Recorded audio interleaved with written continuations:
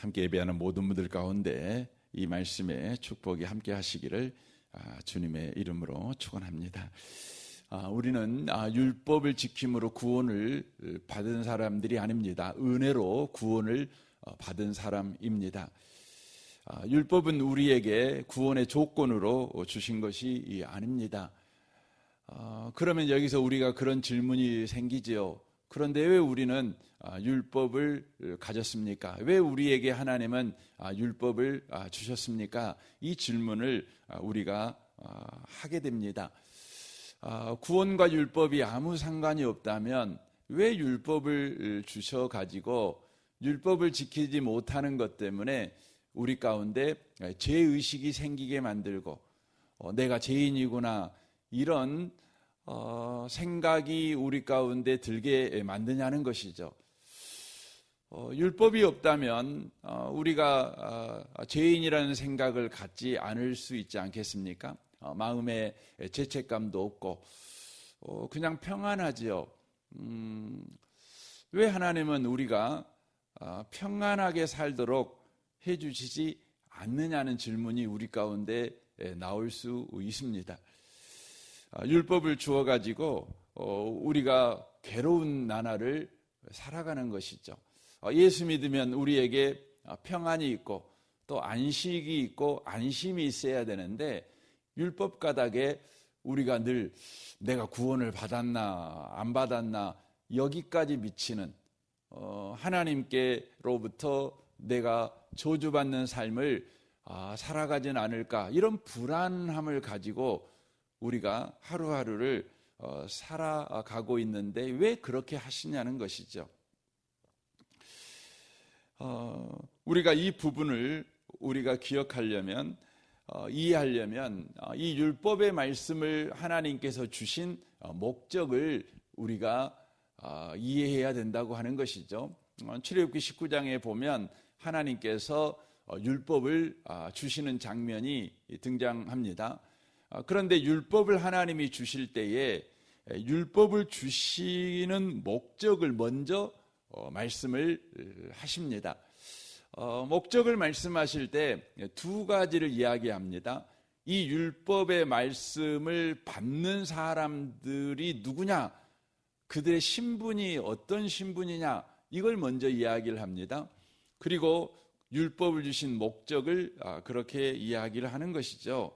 출애굽기 19장 4절에 보면 이렇게 말씀합니다. 내가 애굽 땅에서 어떻게 행하였음과 내가 어떻게 독수리 날개로 너희를 업어 내게로 인도하였음을 너희가 보았느니라.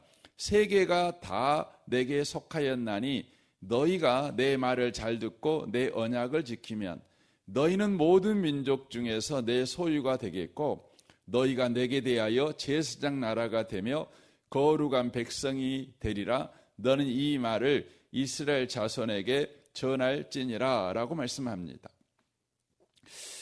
여기에 분명하게 말씀하시는 것은 이 율법의 말씀을 누구에게 줬느냐, 그러면 하나님께서 애굽의 종되었던 그들을 큰 구원으로 구원한, 그리하여 자기 백성 삼은 자들에게 이 율법의 말씀을 주고 있다, 이렇게 분명하게 말씀합니다. 그러니까 구원받은 사람들에게 이 율법의 말씀을 주고 있다, 이렇게 말씀하는 것이죠.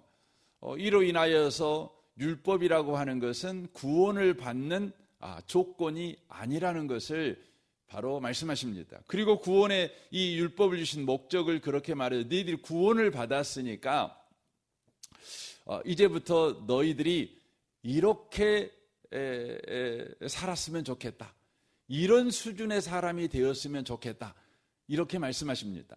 그런데 이런 수준의 사람이 되기 위해서는 이 율법의 말씀에 바로 순종해야 된다, 이렇게 말씀합니다. 그러니까 이렇게 되는 거지요. 율법이라고 하는 것은 구원받은 조건으로 주신 것이 아니라 구원받은 사람에게 위대한 인생을 바로 살아갈 기회로 율법을 주고 있다는 것입니다. 그러니까 율법은 조건의 말씀이 아니라 기회로 주신 말씀이라는 것을 알 수가 있어요. 조건이 된다면 이렇게 되는 거죠. 실패자, 성공자 이렇게 나누어지는 거죠. 망할 자, 복받을 자 이렇게 나누어지는 겁니다. 그런데 기회로 주어진다는 것은 복 있는 자라고 하는 그 신분에는 변함이 없어요. 변함이 없어요. 그런데 내가 복 있는 신분의 영광을 내가 갖냐 못 갖냐의 기회로 내게 주셨다는 것이죠. 뭐 이런 것과 똑같습니다. 냉장고가 있어요. 그 냉장고라고 하는 것은 변함이 없는데 이 냉장고가 냉장고 답냐 안 답냐는 여러분 다른 거죠. 냉장고가 냉장고 다우려면 어떻게 해야 되죠? 코드가 꼽아져야 돼요. 그렇죠? 그러면 냉장고가 냉장고 다워져서 거기에 들어가는 모든 식재료를 신선하게 보관하게 되죠. 그렇죠? 그런데 냉장고 코드가 뽑아져 있어요. 그래서 냉장고가 제 기능을 못하는 거죠. 그러면 냉장고가 아닙니까? 그래도 냉장고죠. 그렇죠? 그렇지만 냉장고가 냉장고의 기능을 못하지요. 그러므로 그 냉장고는 냉장고로서의 신분을 잃어버리는 것이 아니라 지위를 잃어버리는 것이 아니라 냉장고의 명예를 잃어버리는 거예요. 율법의 말씀을 주신 이유는 바로 우리에게 냉장고가 되라 이렇게 주신 것이 아니라 냉장고답게 살아라 이 기회를 주신 거라는 거죠. 그러므로 율법의 말씀을 우리가 조건의 말씀으로 보는 시각이 아니라 기회로 보는 시각의 교정이 우리에게 꼭 필요합니다. 그래서 여러분 우리가 율법의 말씀을 지키지 않았을 때에 조건으로 보냐 기회로 보냐는 아주 저와 여러분에게 다른 그 삶을 살아가게 만듭니다. 조건으로 보면 탈락했다, 합격했다 이렇게 생각을 하는 거죠. 탈락했다, 불합격했다, 합격했다 이렇게 보는 겁니다. 그러니까 우리 인생을 실패했다, 성공했다 이렇게 보는 것이죠. 그런데 기회로 보면 다른 겁니다. 기회로 보면 부끄럽다.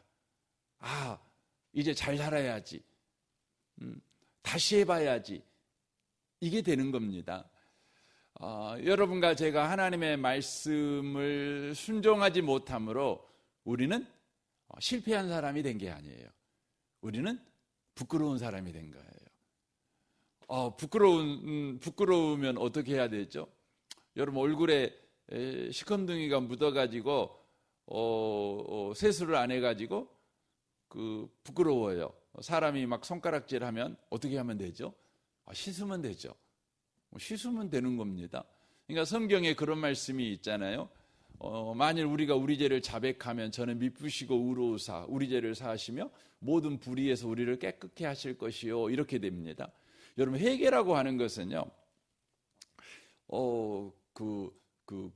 그리스도인들에게만 주어진 축복입니다.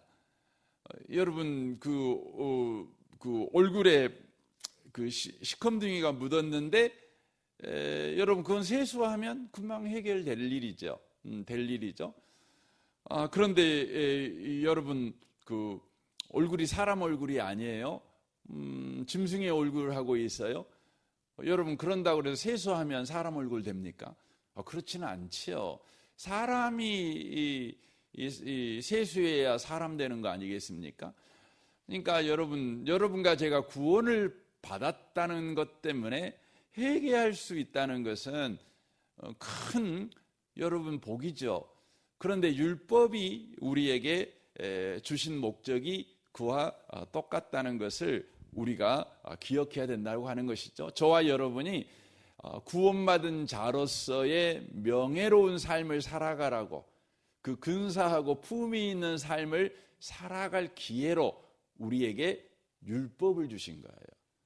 우리가 구원을 받았지만 구원을 받은 우리의 영광이 뭔지를 우리가 잘 몰라요.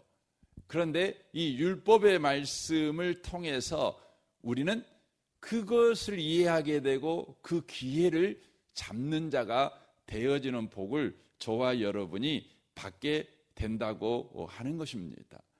우리는 율법이 기회라는 것을 절대 놓치시면 안 되는 것이죠.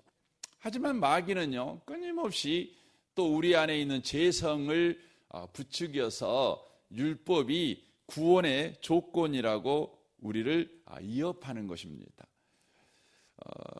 그런데 우리가 그 부분에 대해서 예수를 믿어서 나는 구원받은 게 확실해, 이런 믿음을 가지고 살다가도 율법의 말씀을 지키지 못하는, 하나님의 말씀대로 살지 못하는 우리 자신에게 네가 그 모양으로 살아가지고 정말로 구원받았다고 확신할 수 있어?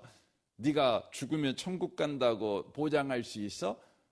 너 그렇게 너 손가락질 받으면 그렇게 망나니로 사는데 정말 확실해?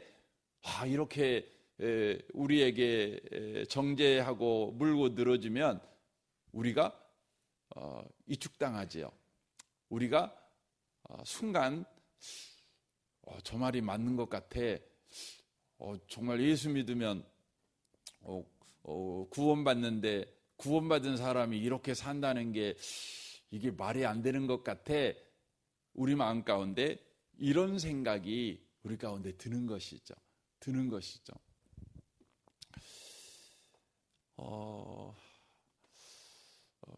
여러분과 제가 오늘 하루를 살아갈 때도요, 아마 이런 생각이 들 겁니다.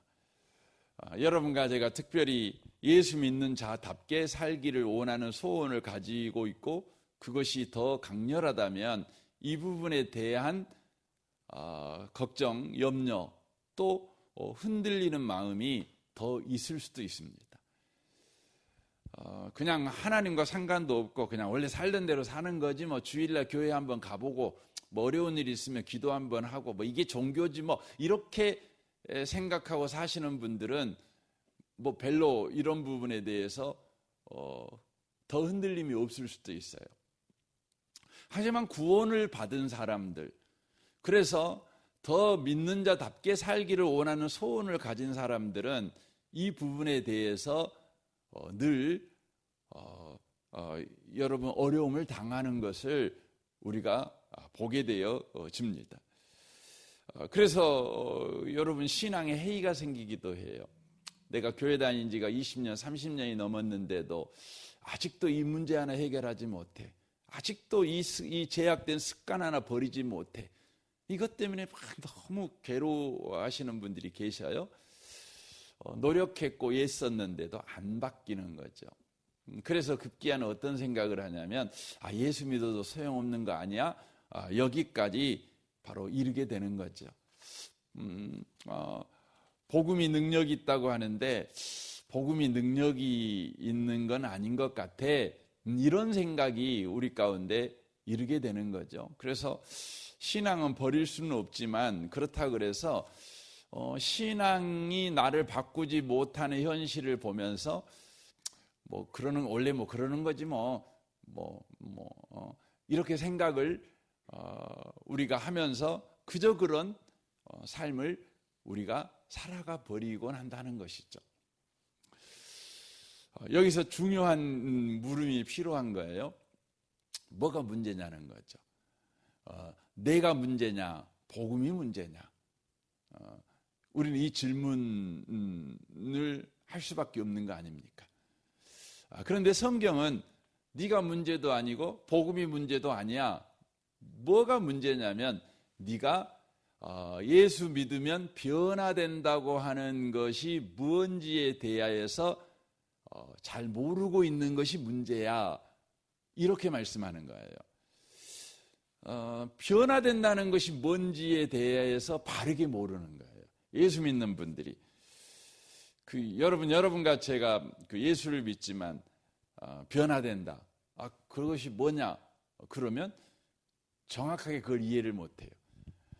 고린도후서 5장 17절에 그런 말씀 있잖아요. 그런즉 누구든지 그리스도 안에 있으면 새로운 뭐라고요?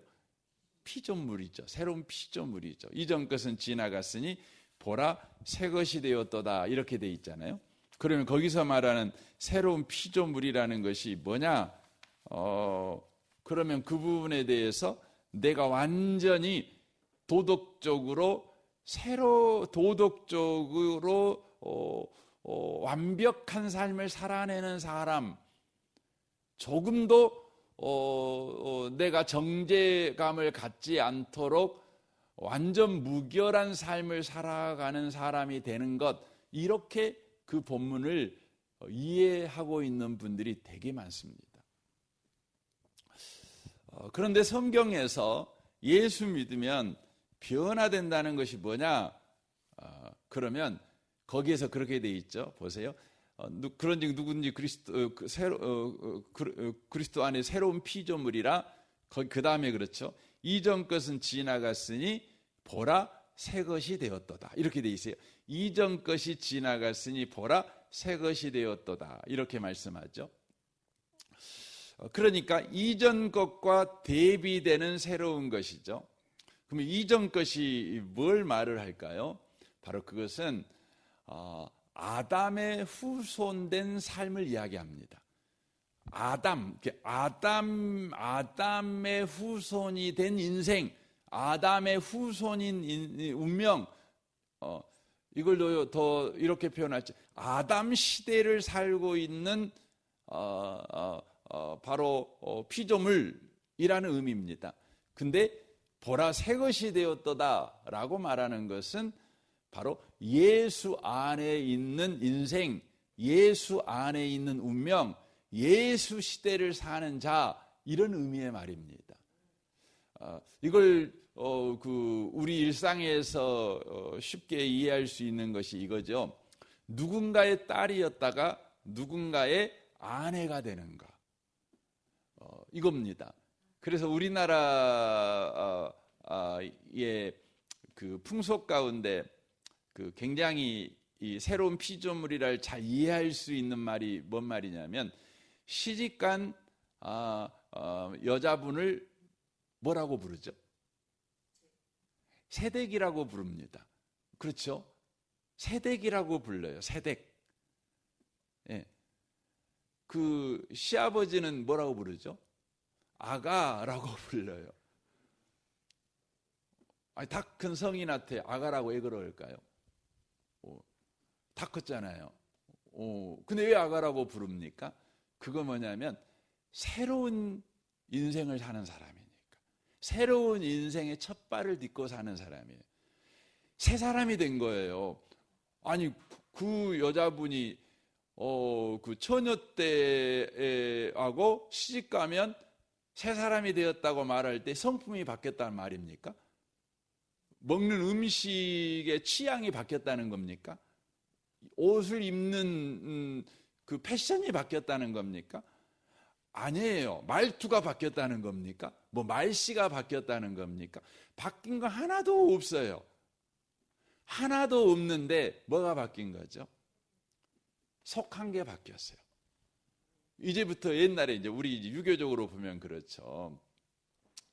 옛날에 아버지라고 자기가 이제 믿었던, 그리고 의지했던 이제 친정 아버지가 있겠죠. 그런데요, 이제 시집을 가면 아버지가 바뀌어요. 시아버지가 아버지가 돼요. 원래 그래요. 어머니가 시어머니가 어머니가 되는 거예요. 요즘 사이야 말도 안 되는 말이지만, 그러니까 여러분과 제가 예수를 믿으면 변화가 일어났다는 게 뭐냐면, 이렇게 바로 내 인생이 아버지가 바뀐 거예요. 형제 자매가 바뀐 거예요.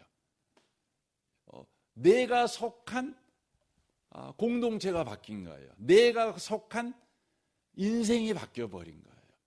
내 운명이 바뀌어버린 거죠. 이게 뭐냐면 새로운 피조물입니다.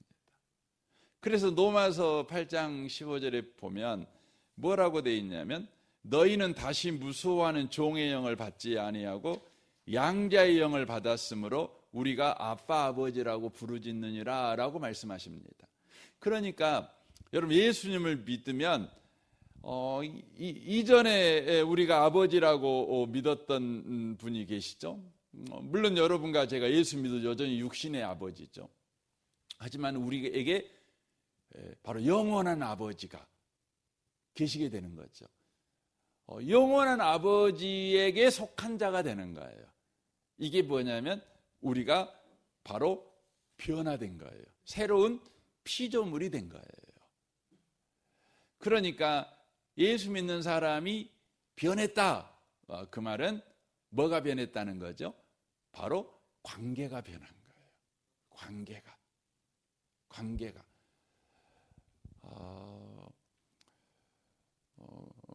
이 사람이 바로 새 사람이죠. 근데 우리가 이제 결혼을 해놓고도 관계가 안 바뀌어요. 그러니까 처녀 때 많은 남자친구들 있을 수 있죠. 뭐 그냥 이렇게 가볍게 만나는 남자친구도 있을 수 있고 또 뭐 특별한 관계를 갖는 남자친구도 있을 수 있겠죠. 그런데 여러분 결혼하면 어떻게 되죠?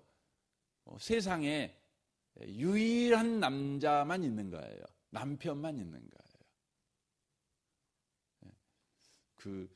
어디 보니까 어떤 그 남자분이 그 괴로운 내용을 이렇게 해서 결국 이제 이혼하자고 이혼 소송을 낸 그 사건을 제가 신문에서 본 적이 있는데 이 여자분이 아내분이 그 남자분을 못 믿어요. 그래서 24시간 남자를 계속 감시해요.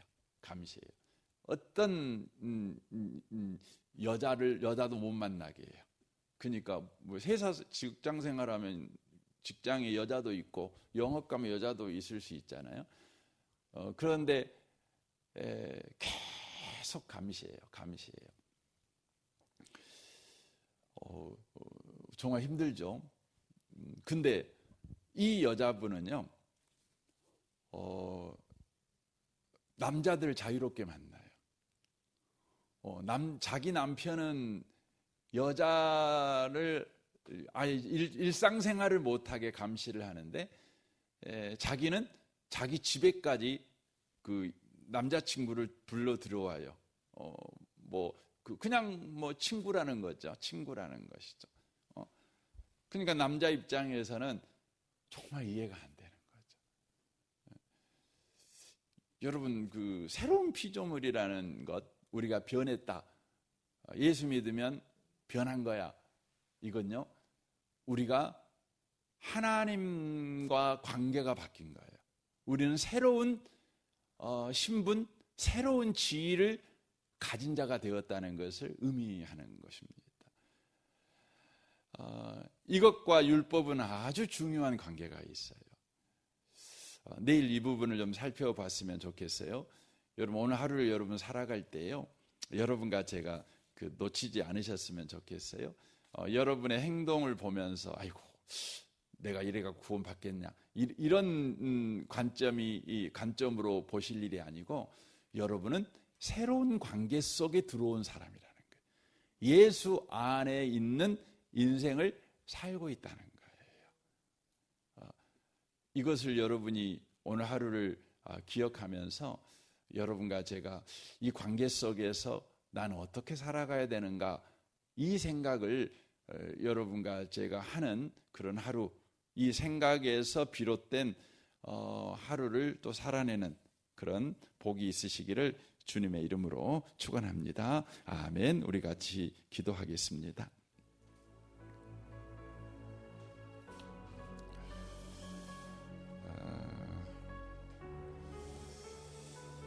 우리는 새로운 신분과 새로운 지위를 가진 자들입니다.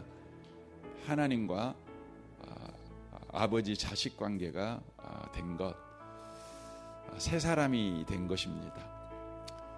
우리의 말이 바뀌고 우리의 성품이 바뀌고 우리의 행동이 바뀌고 이것이 우선이 아니고 우리의 바로 지위와 신분이 바뀐 것입니다.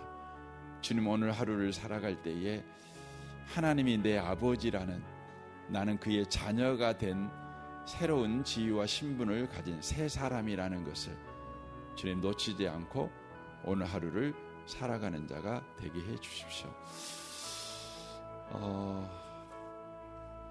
또 우리 성도들을 위해서, 또 여러분 자신과 가정을 위해서, 또 자녀들을 위해서, 또 직장 생활을 위해서 오늘 귀한 마을과 또 정식 마을 장로님들과 순장 순원을 위해서 기도해 주시되,